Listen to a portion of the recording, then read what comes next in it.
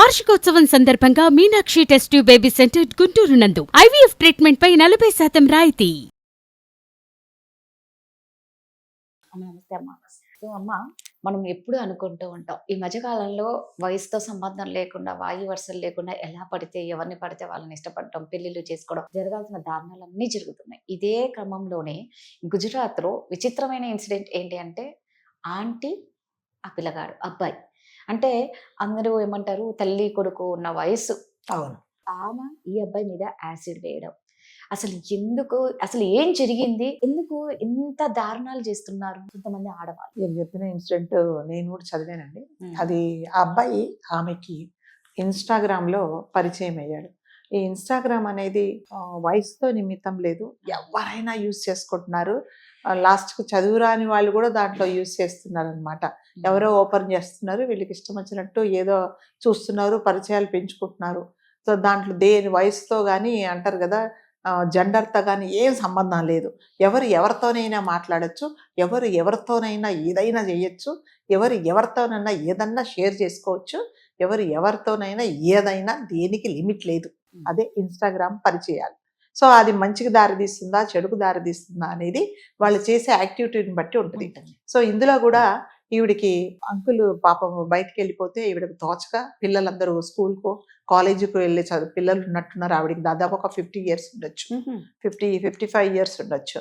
ఆవిడకి ఏం తోచలేదు. పనంతా అయిపోయిన తర్వాత ఏం చేయక ఒక ఇన్స్టాగ్రామ్ ఓపెన్ చేస్తే ఆ ఇన్స్టాగ్రామ్ అకౌంట్లో ఒక కుర్రోడు పరిచయం అయ్యాడు.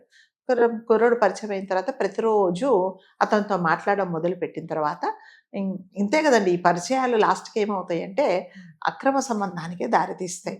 సరే ఏంటంటే ఎవరు ఉండరా ఇంట్లో, ఎప్పుడు మీరు ఇన్స్టాగ్రామ్లో ఉంటారు, అంకుల్ ఉంటారు కానీ ఎక్కడికో బయటికి వెళ్తారు, ఎప్పుడు ఉండరు, టూర్ల మీద వెళ్తూ ఉంటారని ఈవిడ చెప్పింది. మరి పిల్లలు అంటే పిల్లలు ఇక్కడ ఉండరు, అందరికీ పెళ్ళిళ్ళు అయిపోయాయి, అందరు ఇదన్నారు, నేను ఒక్కదాన్నే ఉంటాను, నాకు తోచట్లేదు అంటే, నేను కూడా ఒక్కడనే ఉన్నాను, నాకు తోచట్లేదు, మరి వస్తావా ఇంటికి అనగానే ఇతను ఎగిరి వెళ్ళిపోయాడు. అది ఆ పరిచయం ఎంతవరకు దారితీసింది అంటే, ఇంకా మళ్ళీ చెప్తాను, ఇల్లీగల్గా వాళ్ళిద్దరూ కలుసుకోవడం మొదలు పెట్టుకోవడము, అతను వాళ్ళ హస్బెండ్ లేనప్పుడు ఇతను ఉండడము వరకు దారితీసింది. అలా కొన్ని 2-3 సంవత్సరాలు గడిచిపోయిన తర్వాత ఈ అబ్బాయికి అంతే 22-23 years ఉండొచ్చు అనుకుంటా. ఇక అతను కూడా అంటే ఇందులో ఒక్కరిది తప్పు పట్టాల్సింది లేదు రాజుగారు, అబ్బాయిది తప్ప ఆవిడది తప్ప అంటే తప్పు అనేది ఇద్దరు, ఏదైనా 2 చేతులు కలిస్తేనే మీకు చప్పుడు వస్తుంది. సో అట్లాగే ఇద్దరు కలిసే ఎలా కావాలో, ఇద్దరు ఎలా సంతోషంగా ఉండాలో అలా లైఫ్ ఎంజాయ్ చేశారు. తర్వాత మరి అబ్బాయి అంతా అయిపోయిన తర్వాత కొన్ని రోజుల తర్వాత చెప్పాడు, అంటే ఇంకా మనం ఇది బంద్ చేసేద్దాం, మనం ఏదైతే చేస్తున్నామో యాక్టివిటీ. సో నేను ఇదివరకు లాగా రావడం కుదరదు, మా ఇంట్లో వాళ్ళు నాకు పెళ్లి సంబంధం చూశారు, సో నేను పెళ్లి చేసుకుంటున్నాను, కాబట్టి ఇంకా నీకు నాకు రామ్ రామ్ అని చెప్పాడు. ఆయన రామ్ రామ్ చెప్పగానే ఈమెకు ఎక్కడో అన్ని ఫ్యూజులు అన్ని కదిలిపోయినాయి. అంటే మరి ఈయన లేకపోతే అసలు ఫ్రెండ్, ఈ కుర్రోడు లేకపోతే అసలు నా లైఫే లేదు కదా అన్న అంత, వైఫ్ అంటే హస్బెండ్ లేకున్నా, పిల్లలు లేకపోయినా, మనవరాలు లేకపోయినా ఈ కుర్రోడు ఉంటే చాలు అన్నంత అటాచ్మెంట్ ఈమె ఫిజికల్గా అబ్బాయితో పెట్టుకుంది. అంతేగాని నా వయసులో చిన్నవాడు, నా వయసులో సగం వయసే, నా కొడుకు లాంటి వాడు ఈ అబ్బాయి. సో ఈ అబ్బాయిని నేను ఒక కొడుకులాగా చూడాలి, ఇలాంటి ఫిజికల్ రిలేషన్ పెట్టుకోవడం తప్పు అనేది ఆమెకు ఏమాత్రం తోచలేదు. అంటే లైఫ్లో ఏం వాల్యూస్ ఏం లేవు ఆమెకు కావాల్సింది జరగాలి అంటే వయసుతో నిమిత్తం లేదు, ఆమెని ఫిజికల్ నీడ్స్ తీర్చుకోవడానికి. సరే మరి ఆ అబ్బాయి కూడా లైఫ్లో సెటిల్ అవ్వాలి కదండి. ఈ కొన్ని రోజుల తర్వాత వాళ్ళ ఇంట్లో వాళ్ళు పెళ్లి సంబంధం చూశారు, పెళ్ళి కుదురుస్తున్నాము అని చెప్పారు. ఇతను కూడా వెళ్ళాడు, పెళ్లి సంబంధం నచ్చింది, పెళ్లి కుదిరిపోయింది. అప్పుడు ఒకరోజు చెప్పాడు మీతో మాట్లాడాలి అని అంటే వచ్చాడు అబ్బాయి. వస్తే మరి ఇలా నాకు పెళ్లి సంబంధం కుదిరిపోయిందా అంటే, నేను ఇంకా ఇప్పట్లాగా ఇదివరకులాగా నేను మీతో కంటిన్యూ చేయలేను, సరే ఏదో మంచో చెడో మనం ఇద్దరం అనుభవించాము, ఇద్దరం మనం హ్యాపీగానే ఉన్నాము, కాబట్టి మీ దారి నా దారి నాదే, కాబట్టి ఇప్పటి నుంచి ఇంకా నాకు ఫోన్లు చేయడం కానీ నన్ను కలవడం కానీ చేయొద్దు నా కుర్రోడు చెప్పాడు. ఆవిడకి అసలు ఏం అర్థం కాల.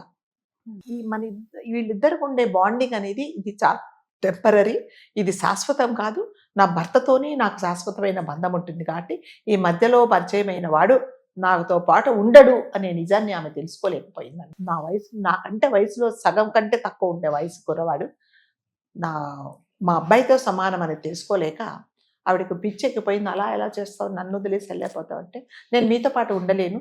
సరే ఇద్దరం, నేను కాదు మీరు కాదు, ఇద్దరం మనం లైఫ్ ఎంజాయ్ చేసాం కాబట్టి ఇంక ఇలా కుదరదు అని చెప్పి, సరే మరి ఇక ఆవిడ జీర్ణించుకోలేకపోయింది. నేను ఇంకొకసారి సరే అని చెప్పి వెళ్ళిపోయాడు. ఆవిడకి ఇంక ఏం చేయాలో తోచలేదు. నెక్స్ట్ డే మళ్ళీ ఫోన్ చేసింది. ఫోన్ చేస్తే ఇతను ఏం చేశాడంటే ఈవిడ ఫోన్స్ బ్లాక్ చేసేసాడు. చేస్తే లాస్ట్కి ఏం చేసింది, వేరే ఫోన్ నుంచి చేస్తాడు, లిఫ్ట్ చేశాడు. సరే నువ్వు ఎట్లాగా వెళ్ళిపోతున్నావు కదా, నీ లైఫ్ నువ్వు చూసుకుంటానన్నావు, మరి లాస్ట్ చివరిసారిగా ఒకసారి నాకు కనిపించి వెళ్ళిపో అన్నది. లేదు కుదరదు అన్నాడు. లేదు లేదు ఇంకెప్పుడు నేను నీ లైఫ్లోకి రాను, నా ఒక్కసారి వచ్చి కలిసిపోండి. పోనీలే పాపం ఇంకా లైఫ్లోకి రానంటుంది కదా అనేసి వచ్చాడు. వచ్చిన తర్వాత మరి ఇన్ని రోజులు నువ్వు నాతో కలిసి ఉన్నావు, నాకు చాలా స్వర్గాన్ని చూపించావు, కాబట్టి నేను నీకు ఒక గిఫ్ట్ ఇస్తాను, నువ్వు కళ్ళు మూసుకోమనేసి ఒక రిబ్బన్ తీసుకెళ్ళి కళ్ళు గంతలు కట్టేసి 2 యాసిడ్ బాటిల్స్ మొహాన పోసింది. మొహం మొత్తం కాలిపోయింది. ఆ పోసే క్రమంలో ఈవిడ మీద కాళ్ళ మీద చేతుల మీద పడ్డాయి.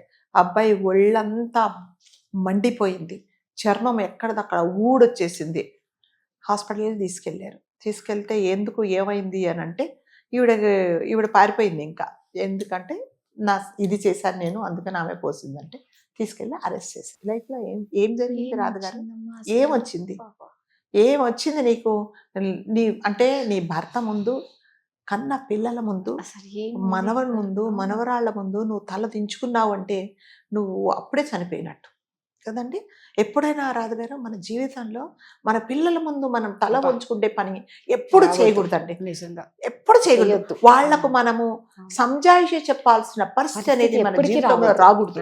నిజమమ్మా, రాకూడదు.